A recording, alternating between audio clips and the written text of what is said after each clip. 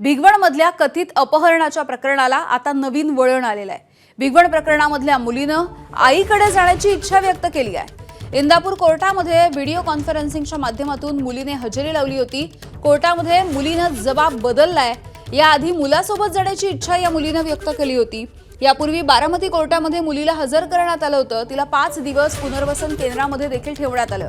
यानंतर आज कोर्टामध्ये पुन्हा एकदा तिला हजर करण्यात आलं, तेव्हा तिनं आपल्या आईकडे जाण्याची इच्छा व्यक्त केली आहे।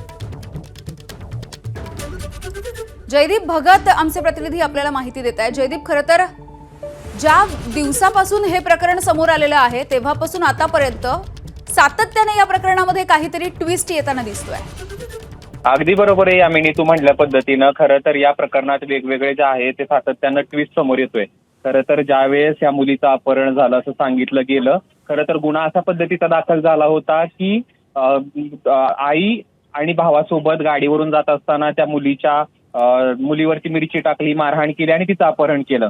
त्यानंतर विविध हिंदुत्ववादी संघटना आक्रमक झाल्या, पोलीस ठाण्यापुढे ठिय्या दिला होता आणि सकल हिंदू समाजाच्या वतीने जो आहे तो मोर्चाचं आयोजन करण्यात आलं होतं। आणि तो मोर्चा सुरू होण्याआधीच जो आहे तो मुलीचा व्हिडिओ येतो, मी माझ्या मर्जीनं निघून गेली।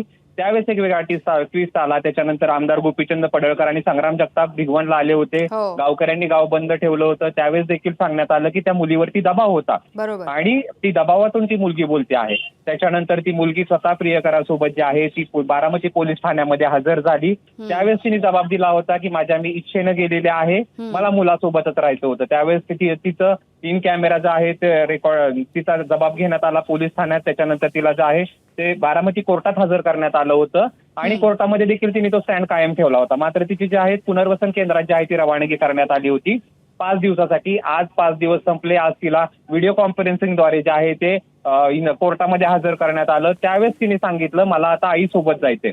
त्याच्यामुळे आता ही मुलगी दबावात होती का, कशाच्या आधारे तिने आता हे स्टेटमेंट केलंय? सध्याचं स्टेटमेंट तिचं महत्वाचं आहे। याआधी ती म्हटली होती की मला मुलासोबत राहायचंय, पण आता तिचं स्टेटमेंट येत आहे की मला आईसोबत राहायचंय। आता तिच्यावरती सातत्यानं हिंदुत्ववादी संघटना आहेत वेगवेगळे आरोप करत होते की ती दबावातून बोलते आहे।